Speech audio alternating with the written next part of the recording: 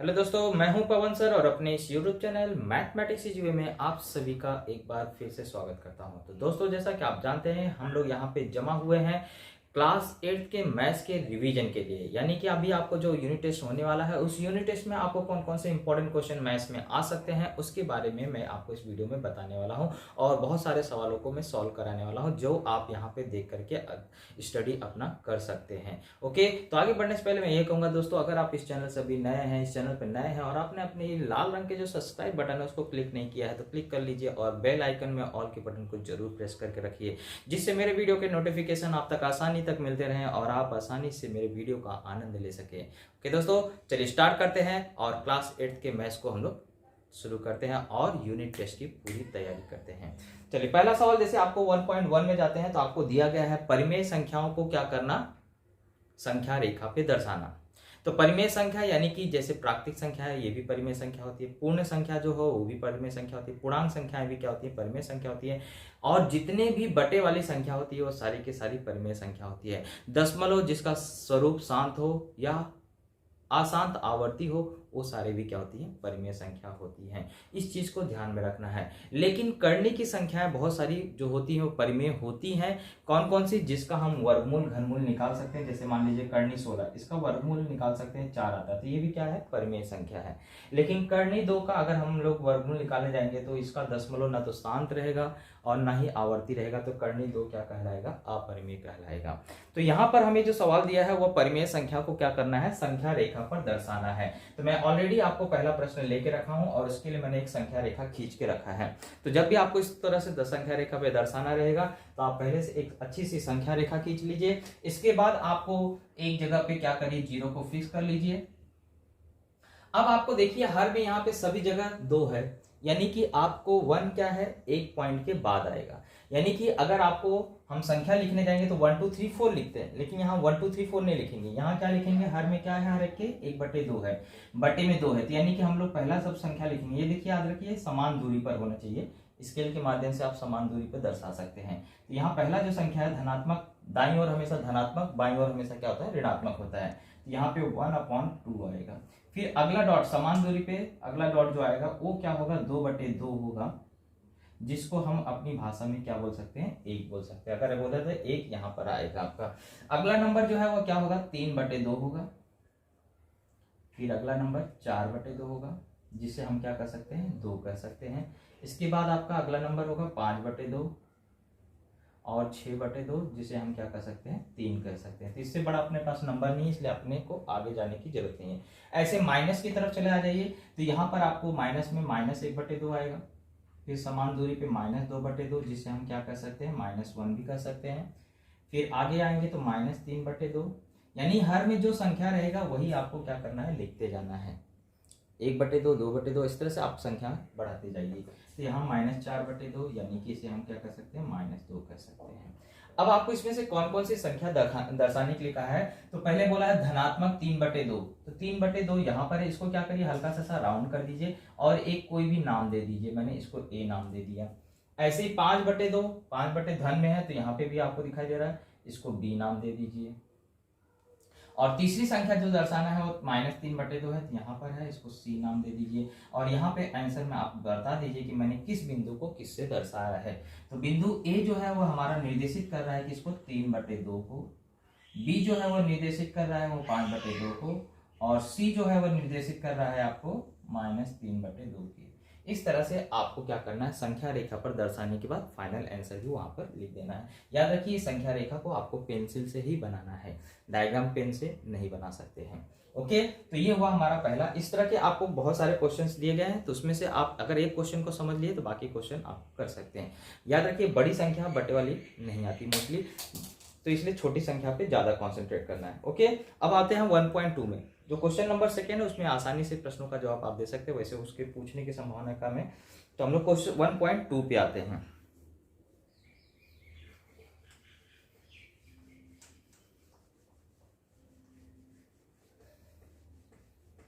One point two में आपको क्रम संबंध निर्धारित करना है, यानी अगर 2 संख्याएं हैं तो आपको बताना है कौन छोटा है कौन बड़ा है। तो यहाँ पे सिंपल सी बात है बच्चों, अगर माइनस की तुलना प्लस से किया जाए, जैसे -3 की तुलना -5 से किया जाए या +5 से किया जाए, अगर अलग अलग चिन्ह है तो आपको हमेशा पता है कि बड़ी संख्या कौन होती है, हमेशा धन वाली संख्या होती है, चाहे वो बटे में हो चाहे वो दशमलव में है। लेकिन अगर एक संख्या प्लस में है और एक संख्या माइनस में है तो हमेशा कौन बड़ा होगा, धन संख्या। यानी अगर ऋण संख्या की तुलना किससे किया जाए, धन संख्या से किया जाए, ऋण संख्या की तुलना किससे किया जाए, धन संख्या से किया जाए, तो हमेशा कौन बड़ा होगा, धन संख्या बड़ा होगा।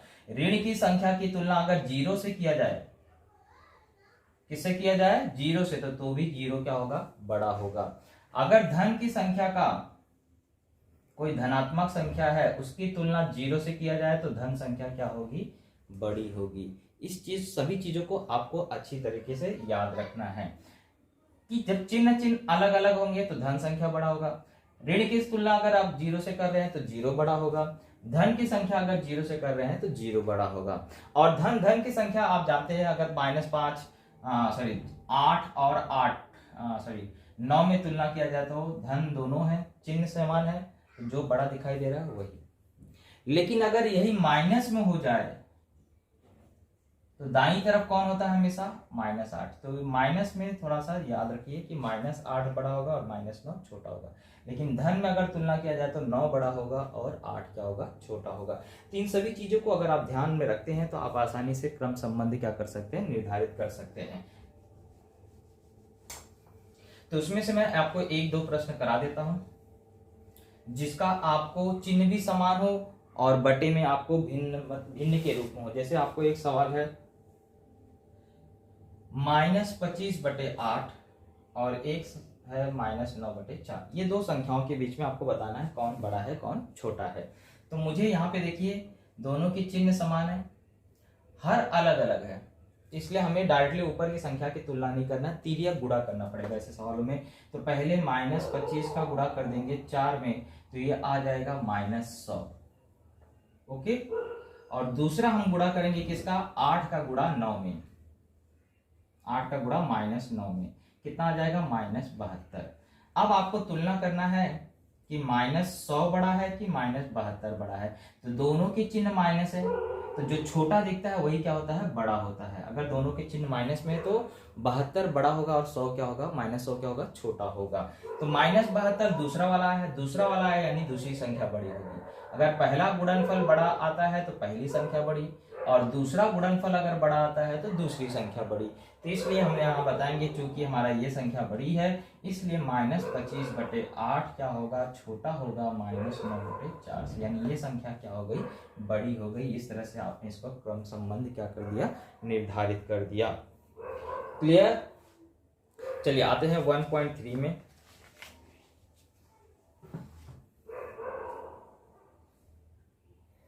वीडियो ज्यादा लंबा ना हो इसलिए मैं ज्यादा सवालों पे नहीं जा रहा हूं, आपको सिर्फ उसका बेसिक चीज समझा रहा हूं, क्या चीज आपको ध्यान में रखना है।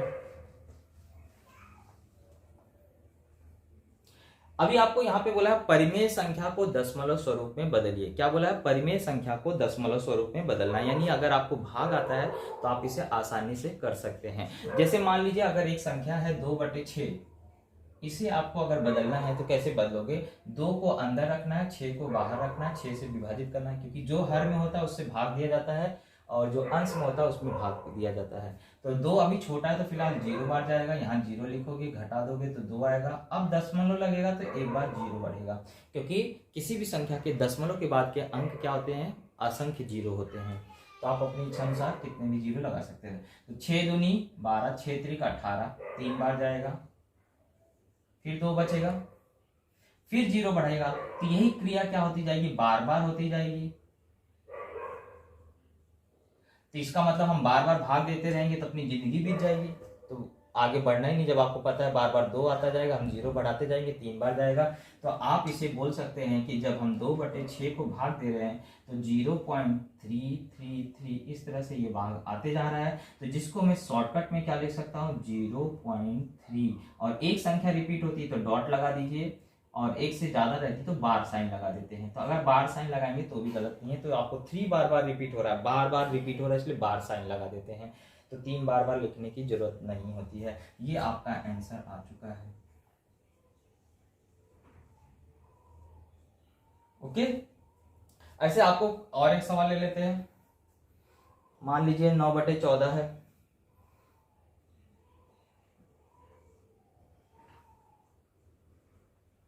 तो 9 अंदर रहेगा, 14 को क्या करना है, बाहर करना है। तो 0 बाहर जाएगा, 0 लिया, यहाँ 9 आ गया। अब ये आपको दशमलव लगेगा तो यहाँ पे क्या होगा, 0 बढ़ जाएगा। तो 14 छंग 84 होता है। जब भी किसी से भाग देना हो तो उसका पहले पहाड़ा तैयार कर लीजिए, अगर आपको पहाड़ा नहीं आता है तो इसलिए पहले क्या करिए, उसका टेबल तैयार कर लीजिए, तो आप आसानी से भाग फटाफट कंप्लीट कर सकते हैं। अब यहाँ पे बचेगा क्या, 6, फिर 0 बढ़ा, तो 14 चौक 56 होता है।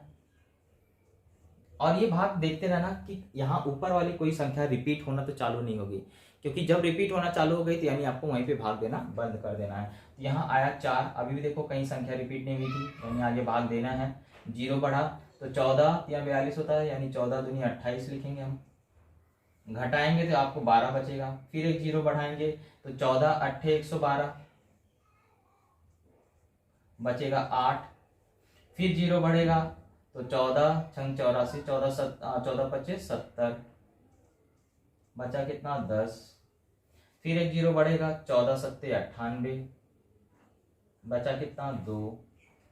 फिर 0 बढ़ेगा तो 14 1 कम 14, अब 6 बच गया। अब देखो यहां से रिपीट हुआ, 6 आया था ना यहां से, यानी फिर से रिपीट होना चालू हो जाएगा। तो 6 से रिपीट होना चालू होगा, यानी कि आपको यहां पर 4 बार ये 4 2 8 5 7 1 क्या होगा, रिपीट होगा। जैसे अगर आप यहाँ 0 बढ़ाते हैं तो 14 चौक 56,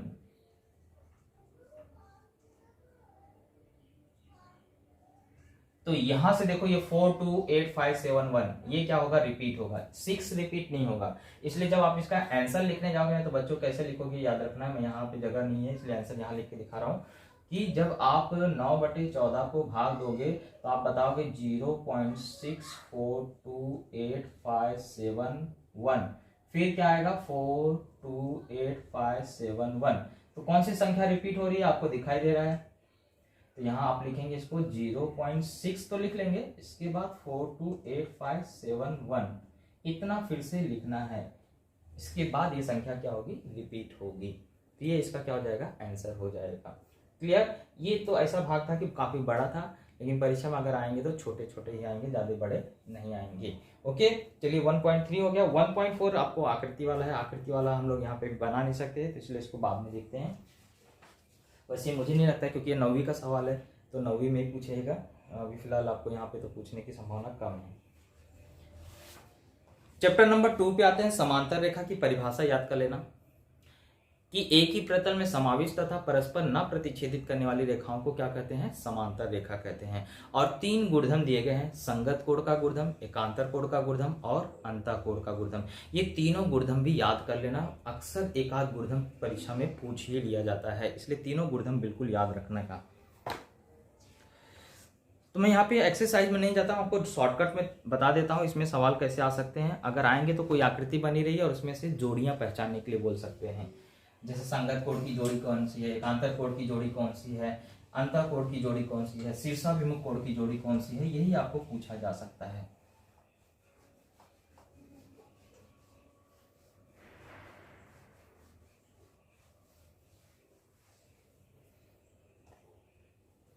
तो जैसे आपको मान लीजिए ये 2 रेखा है,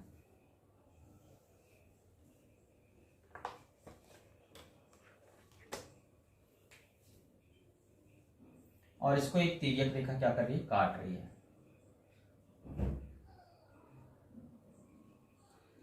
अब मैंने यहाँ कोणों के नाम अलग अलग अक्षरों से, छोटे अक्षरों से दर्शा दिया। ये ए लिख रहा हूं, इसको मैंने बी लिखा, इसको अगर मैंने सी लिखा और इसको मैंने डी लिखा।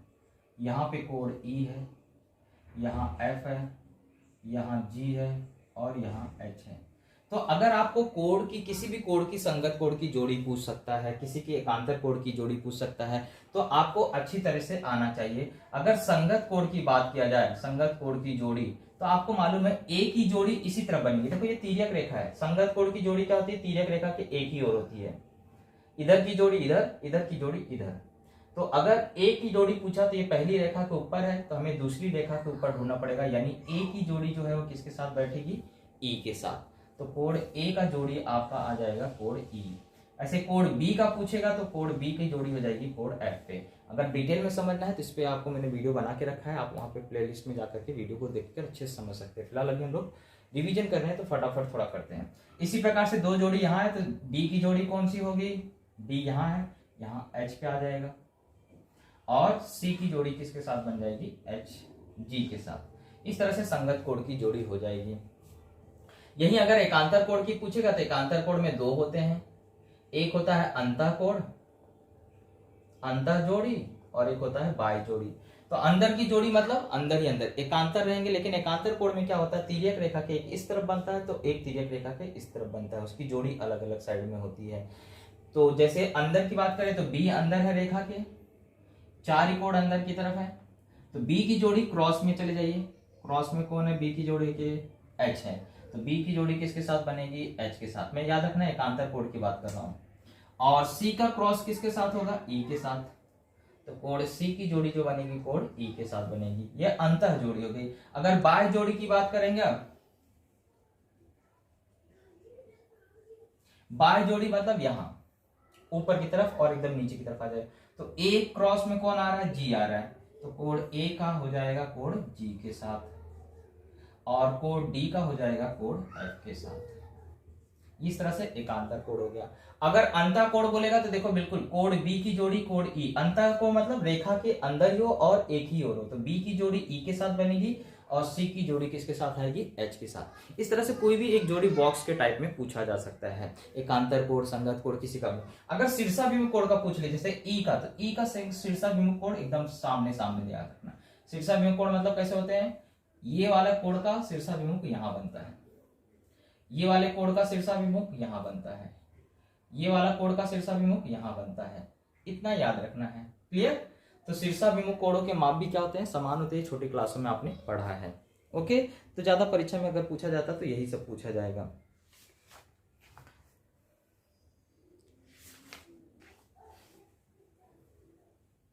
आगे आते हैं हम लोग अगले चैप्टर में, क्योंकि 2.2 में से एक आध क्वेश्चन आ सकता है, वो बड़े क्वेश्चन है, उसमें से मुझे लगता है अगर आ सकता है तो 5वां क्वेश्चन आ सकता है, और ज़्यादा उसमें कोई ऐसी संभावनाएं नहीं है 8वीं क्लास के लिए, क्योंकि ये सब क्लास सवाल जो है वो 9th में भी है, तो यहाँ पे उतना पूछना जरूरी नहीं है। सिर्फ कोडों की जोड़ियाँ आपको पहचान में आती है कि नहीं, इसी के बारे में आपको चर्चा करी जाएगी।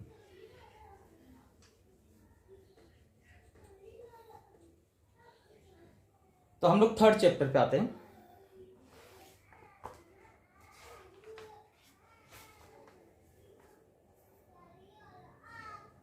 थर्ड चैप्टर में आपको बोला है कि आपको इसे क्या करना है, घातांक के रूप में लिखना है। जैसे 100 का 8वां मूल बोला, 100 का 8वां मूल, इसे अगर आपको क्या करना है, घातांक के रूप में लिखना है, तो मूल मतलब आपको करने के, मूल मतलब क्या होता है, 1/, करके लिखना। तो यानी 100 कैसे लिखोगे, इसको 100 लिख दिया, अच्छे से लिख लेना, ब्रैकेट लगा लेना, और 8वां मूल मतलब अंश में 1 रहेगा और हर में क्या रहेगा, 8 रहेगा। घात लिखना रहता है तो सिर्फ 8 लिखते हैं, लेकिन मूल लिखना रहेगा तो 1/, करके लिखते हैं। ओके, तो इस तरह से इसको लिखा जाएगा। अब जैसे 30 का 7वां मूल पूछ लिया गया,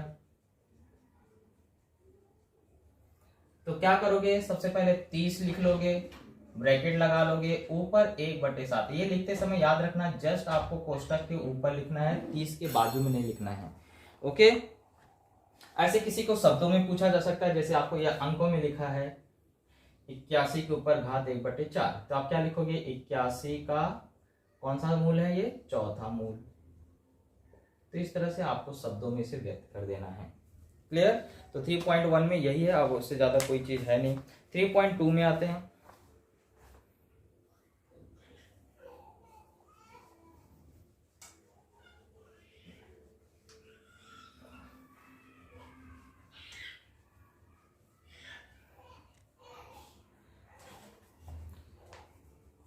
थ्री पॉइंट टू में जैसे अभी आपको 81 के ऊपर घात लिखा है 6/7, इसे दो तरीके से पढ़ सकते हैं, एक घात पहले बता करके मूल बाद में बताएं, या एक मूल पहले बता करके घात पहले बताएं। तो अगर ऐसा लिखना रहेगा तो इसको हम लोग कैसे लिख सकते हैं, 81 के, जैसे पहले मैं घात लिख रहा हूं, 81 के 6वें घात का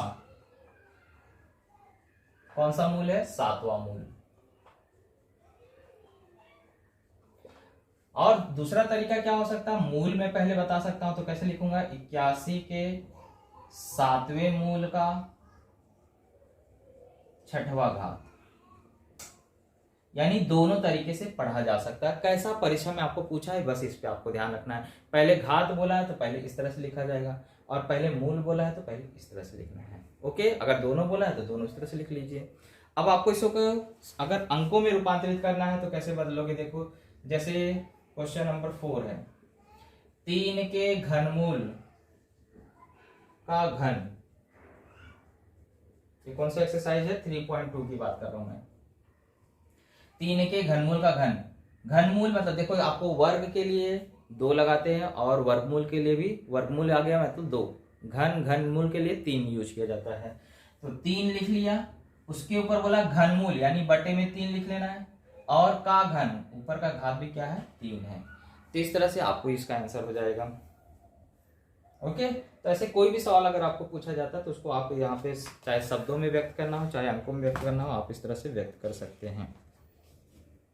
आते हैं 3.3 पे, जिसमें हमें क्या करना है,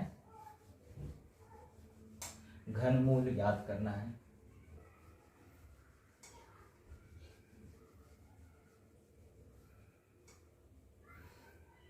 जैसे 8000 का घनमूल याद करना है, ये 3.3 8000 का हमें क्या करना है, घनमूल याद करना है। तो कैसे करोगे, 8000 का घनमूल यानी कि ऐसा लिखा जाता है इसको, यहाँ पे 3 लिखा जाए घनमूल, अगर वर्गमूल रहता तो यहाँ कोई संख्या नहीं, घनमूल लिखना है या चौथा मूल लिखना है तो यहाँ संख्या लिखा जाता है। अब आप जानते हैं आपको यहाँ पे कॉमन सेंस लगाना है। 8000, अगर मैं पूछूं 8000 में 1000 की नोट कितनी होगी, तो आप जाहिर सी बात है 1000, 2000, 3000, 4000, 5000, 6000, 7000, 8, यानी 8 नोट होगी 8000 में।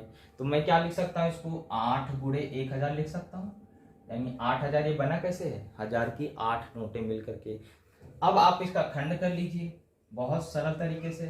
8 का खंड क्या होता है, 2 गुणे 2 गुणे 2, है ना। 8 का खंड करोगे क्या होगा, पहले 2 गुणे 4, 2 में 4 का गुणा करोगे तो 8 आता है, और 4 का खंड क्या होगा, 2 गुणे 2, तो इस तरह से यह 8 का खंड हो चुका है। तो 8 को मैं क्या लिख सकता हूं, 2 गुणे 2 गुणे 2, और 1000 में कितने जीरो हैं, 3, यानी इसको मैं कैसे लिख सकता हूं, 10 गुणे 10 गुणे 10, है ना। 1000 बन गया कि नहीं बन गया। तो अब आपको 3 3 की जोड़ी यहां बन गई तो इसी को क्या करो, बाहर निकाल लो, 2 गुणे 10, 2 गुणे 10 यानी 20। आपका आंसर आ चुका है कि 8000 का जो घनमूल है वो कितना होता है, 20 होता है। ओके, इस तरह से आप इसे कर सकते हैं। और इस पे मैंने बताया जैसे कि सभी सवालों को अगर डिटेल में एकदम समझना है तो वह आपको वीडियो देखना पड़ेगा, वहां से आप कर सकते हैं। ओके, एक एक सवाल, एक दो सवाल मैं आपको हर एक्सरसाइज से करा दे रहा हूँ, जिससे आपको आइडिया लग जाए किस प्रकार के सवाल आपको करने हैं।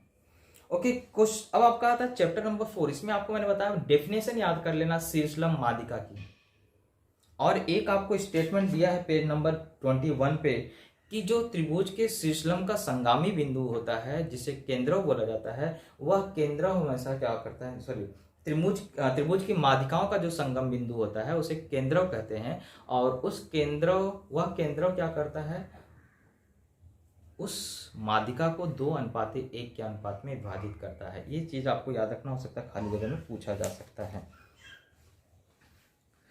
साथ साथ ही आपको लंब केंद्र किसे कहा जाता है ये भी आपको पता होना चाहिए। ओके, तो खाली जगह के रूप में इसे पूछ लेना, क्योंकि आकृतियां यहाँ बहुत बड़ी बड़ी हैं, आकृतियां आने की संभावना कम है, और वैसे भी मैं बताया कि अभी मैं आकृति का रिवीजन यहाँ नहीं करा रहा हूँ। अब चैप्टर नंबर 5 पे आते हैं, विस्तार सूत्र। यहां से सवाल ज्यादा आ सकते हैं।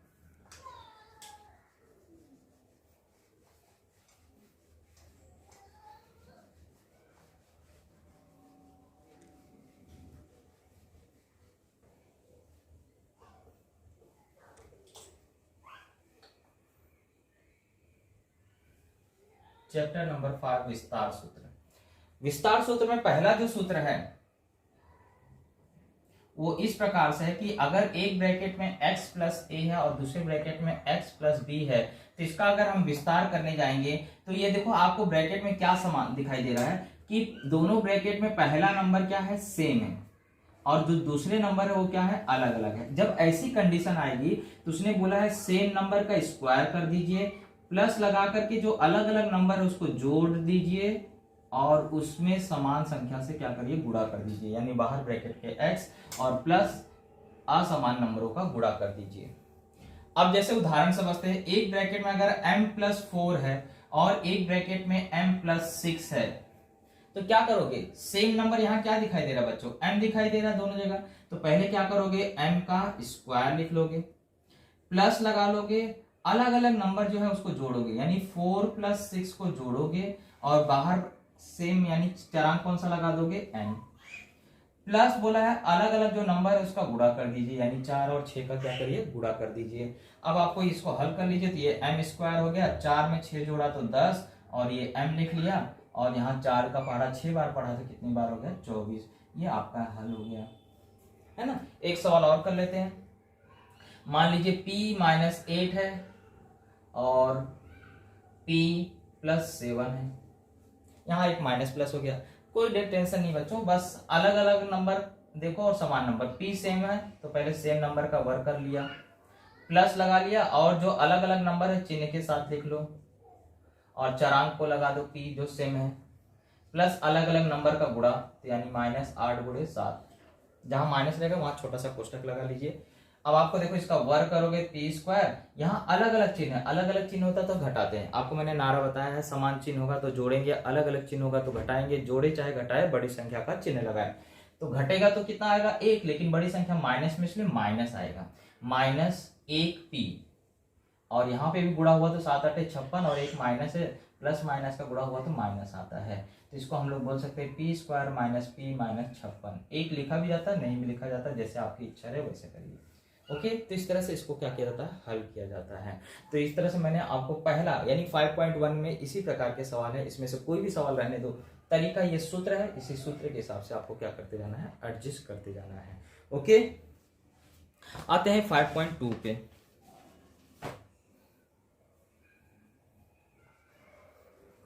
5.2 में होल क्यूब ज्ञात करना है, पूर्ण घन ज्ञात करना, तो उसके लिए आपको फॉर्मूला याद होना चाहिए पूर्ण घन का। दो पदों का पूर्ण घन का क्या सूत्र है उसको हम लोग क्या करते हैं, पहले देख लेते हैं।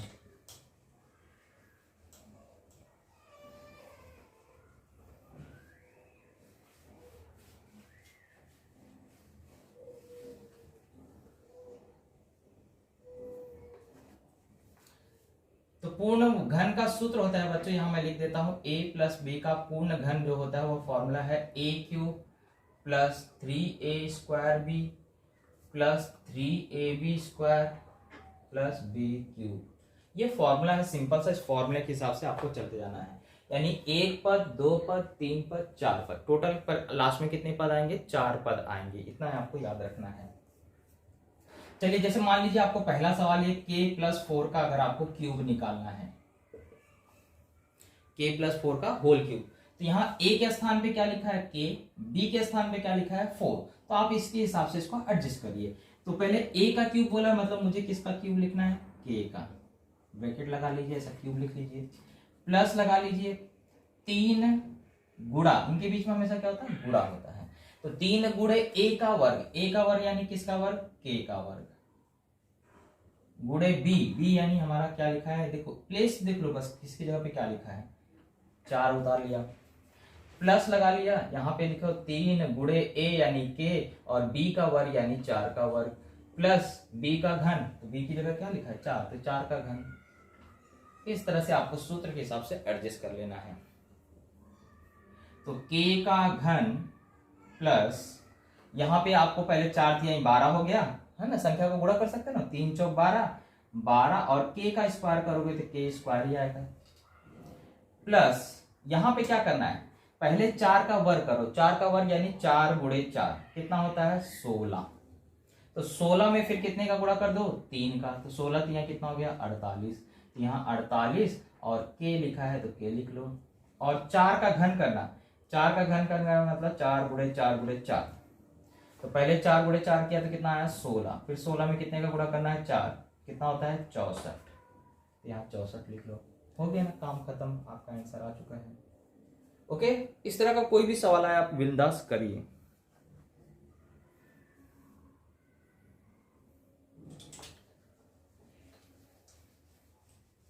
अब एक संख्या का जिसका हमें बोला है सूत्र की विधि से क्या करिए, घन ज्ञात करिए, उसका भी एक सवाल हो सकता आ जाए। जैसे मान लीजिए 101 का घन ज्ञात करना है, किसका घन, 101 का, तो मैं यहाँ 101 का घन ज्ञात करना है, तो 101 तो सिंगल नंबर है, मुझे उसको सूत्र में बनाने के लिए क्या करना पड़ेगा, 2 अंक में रूपांतरित करना है। तो 2 अंक में कैसे रूपांतरित करते हैं बच्चों, जैसे मुझे अगर 53 दिया है तो मैं 53 को कैसे लिख सकता हूं, अगर इकाई अंक 5 से कम रहेगा तो प्लस में बदलना है, और इकाई अंक अगर 5 से बड़ा रहेगा तो माइनस में बदलना है। प्लस में बदलने के लिए पीछे की तरफ आने का, तो 53 के पहले क्या आता है 52, 52 के पहले आता है 51, 51 के पहले क्या आता है 50, जब तक 0 नहीं आता तब तक पीछे आइए, यानी कि 50 से 53 जाने के लिए कितने कदम चलने पड़ रहे हैं, 3, तो यानी इसको मैं क्या ले सकता हूँ 50 धन 3। ऐसे अगर आपको मान लीजिए 81 लिखा है तो 81 को मैं कैसे लिख सकता हूँ 80 धन 1, है ना। तो ऐसे यहाँ 101 है तो मैं इसको क्या लिख सकता हूं 100 प्लस 1 का क्यूब, जब तक वो सिंगल नंबर में उसको क्या करना पड़ेगा, डबल नंबर में बदलना पड़ेगा। डबल नंबर में बदलने के बाद अब आपको आगे बढ़ना है, तो सूत्र के हिसाब से पहले बोला है पहला नंबर का घन कर लीजिए, तो पहला नंबर मुझे क्या है 100 है, उसका मैं क्या करूंगा घात 3 लगा लूंगा, प्लस लगाऊंगा 3 लिखूंगा, गुणा लगाऊंगा a का वर्ग यानी 100 का वर्ग, पहला नंबर जो है उसका वर्ग, गुणा b यानी 1, प्लस 3 गुणे फिर से a की जगह क्या लिखा है 100, गुणे b का वर्ग यानी किसका वर्ग 1 का वर्ग, प्लस 1 का घन, क्योंकि आपको मालूम है a जहां आएगा वहां 100 लिखना है, जहां b आएगा वहां 1 लिखना है। अब इसी को सॉल्व करिए, इसका घन निकाला मतलब 1 का घन 1 ही होता है, 2 जीरो का कितना हो जाएगा 6 जीरो, क्योंकि 2 3 कितना होता है 6, तो 6 जीरो लगा दीजिए। 3 गुणे वर्ग कर रहे हैं तो 2, 2 दूनी कितना हो गया 4, 4 जीरो, 1 का वर्ग 1 और 4 जीरो,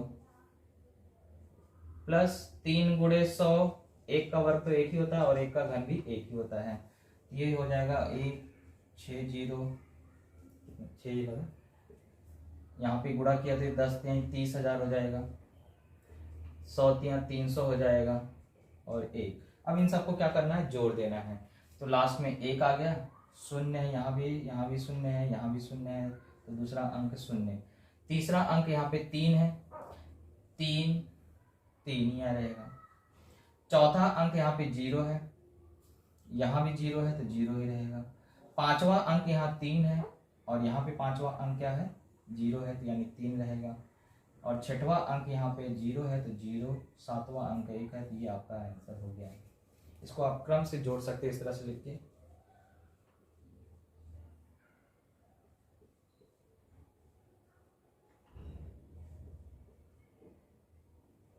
जोड़ेंगे तो 1 0 3 0 3 0 1, ये आपका इस तरह से आंसर आ जाएगा। ओके, अब चाहे वो प्लस का हो चाहे माइनस का, इसी प्रकार से आपको सवाल करते जाना है।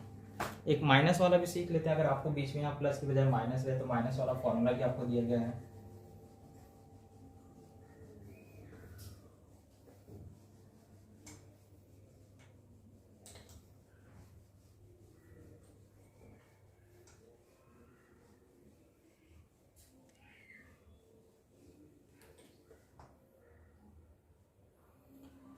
मान लीजिए आपको p माइनस 4 याद करना है, तो पहले याद रखिए माइनस वाला फॉर्मूला क्या, अगर यहाँ बीच में माइनस रहेगा तो आपको क्या करना, कुछ नहीं, बस 2 जगह माइनस, एक यहाँ पे और एक आखिरी में, यहाँ 2 जगह माइनस रहेगा, बीच में सिर्फ प्लस रहेगा, सारे के सारे माइनस नहीं रहेंगे, सिर्फ यहाँ प्लस रहेगा, बाकी दोनों जगह माइनस आ जाएगा, अगर यहाँ माइनस लगा रहेगा तो ऐसे अगर अब मैं इसका विस्तार करने जाऊंगा तो p का यहाँ पे a मतलब क्या है p और b की जगह क्या लिखा है 4, फटाफट आप भी लिखते जाइए, a यानी कि p यानी p के पर घन, माइनस 3 गुणे a का वर्ग यानी p का वर्ग, गुणे b यानी 4, प्लस 3 गुणे a यानी p और b का वर्ग यानी 4 का वर्ग, माइनस b का घन यानी 4 का घन, है ना। इस तरह से फटाक से हमने क्या किया लिख लिया।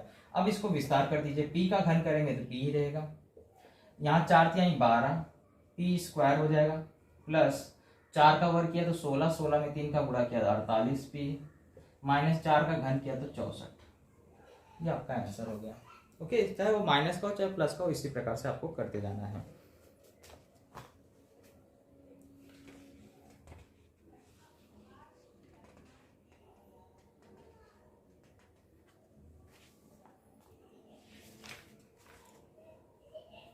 और जो क्वेश्चन नंबर सेकेंड है, जो आपको 2 ब्रैकेटों का होल क्यूब है, उतना बड़ा आने की संभावना तो नहीं है। अगर आ भी गया तो मैंने बताया कि उसके वीडियो आपको दिए गए हैं, उसमें से एक आध सवाल या आपकी कॉपी में होगा, एक बार उसकी प्रैक्टिस कर लीजिएगा। ओके, अब आते हैं हम लोग 5.4 पे, जहां पे आपको 3 पदों का पूर्ण वर्ग का सूत्र है।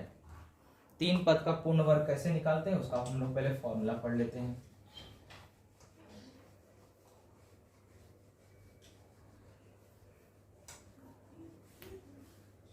3 पद का पूर्ण वर्ग, जैसे आपको 3 पद मान लीजिए, एक पद है ए, दूसरा पद है बी, तीसरा पद है सी। अगर इसका पूर्ण वर्ग निकालना है तो एकदम सिंपल फॉर्मूला है, पहले तीनों का वर्ग लिख लीजिए प्लस लगा के, फिर हर साथ में 2, 2 के साथ पहले पहली संख्या दूसरी संख्या यानी 2ab, फिर 2 के साथ दूसरी और तीसरी यानी 2bc, और फिर पहला और तीसरा 2 के साथ। इस तरह से आपका फॉर्मूले का विस्तार है। अब अगर मान लीजिए आपको पहला ही सवाल यहाँ पूछ लिया कि 2p प्लस क्यू प्लस 5 का पूर्ण वर्ग निकालिए, मैं बेसिक चीज समझा दे रहा हूँ, अगर आपको ये समझ में आ गया तो आपको कोई भी नंबर लेने तो आप कर सकते हैं। तो पहले मुझे बोला है जो भी 3 नंबर रहेंगे उसका मुझे क्या करना है, वर्ग, यानी 2p का मुझे वर्ग निकालना है, प्लस लगाना है, q का मुझे वर्ग निकालना है, प्लस 5 का वर्ग निकालना है। जो भी 3 नंबर रहेंगे उसका पहले क्या करना है, वर्ग निकालना है। प्लस अब 2 के साथ पहला और दूसरे का गुणा, यानी 2 गुणे 2p का और q का गुणा, है ना, इन दोनों का गुणा। फिर 2 लिखिए, अब इन दोनों का गुणा करिए तो 2 गुणे q गुणे 5, फिर प्लस लगाइए, 2 लिखिए गुणे पहला और तीसरा नंबर, यानी 2p का गुणा किसमें करना है, 5 में। इस तरह से आपको लिख लेना है। अब वर्ग निकालने तो आपको आता होगा, 2 का वर्ग 4, p का वर्ग किया तो p स्क्वायर, q का वर्ग q स्क्वायर, 5 का वर्ग करेंगे 25। यहाँ स्क्वायर नहीं लिखा क्योंकि यहाँ चरांक नहीं है। कई बच्चे यहाँ कंफ्यूज होते हैं कि यहाँ सर आपने 2 का वर्ग किया, 4 p का किया तो भी p स्क्वायर लिखा है, तो p का वर्ग p स्क्वायर ही रहता है, इसलिए वहां स्क्वायर लिखा गया। लेकिन यहाँ 5 का वर्ग किया तो 25 हो गया, इसके ऊपर अब घात नहीं लगा, क्लियर। प्लस अब यहाँ देखिए गुणा करिए, 2 दूनी 4, p q एक बार है, 2 पंचे 10, q एक बार है, 2 दूनी 4, 4 पंचे 20 p। ये आपका क्या हो गया, फाइनल आंसर आ गया है। बहुत ही सिंपल है। अगर आपने फॉर्मूला याद किया है तो फॉर्मूले के बेस पे बस आपको पुटअप करते जाना है और सवाल हल करते चले जाना है। तो इस तरह से आपको क्या करना है, सारे सवालों का रिवीजन मैंने आपको लगभग करा दिया है। और मैंने बताया जो ज़्यादा बड़े सवालों पे मैं नहीं गया हूँ, उस पर आपको चांसेस कम है, अगर आया भी तो एक आध सवाल आ सकता है, नहीं तो मुझे नहीं लगता 20 में, क्योंकि यूनिट टेस्ट में अभी नहीं पूछा जा सकता है। और उस पर भी मैंने बताया कि सारे सवालों का वीडियो मैंने रखा है, प्ले लिस्ट में जाइए और वहाँ देख करके आप उसे समझ सकते हैं अगर आपको कहीं डाउट रहेगा। ओके, आई होप आपको वीडियो अच्छा लगा है। अच्छा लगा है तो दोस्तों लाइक एंड शेयर करना ना भूलिए, और अगर आपका यूनिट टेस्ट होने वाला है तो उसमें अच्छा नंबर स्कोर करिए जरूर। ओके, मिलते हैं अगले वीडियो में, तब तक के लिए जय हिंद, जय महाराष्ट्र।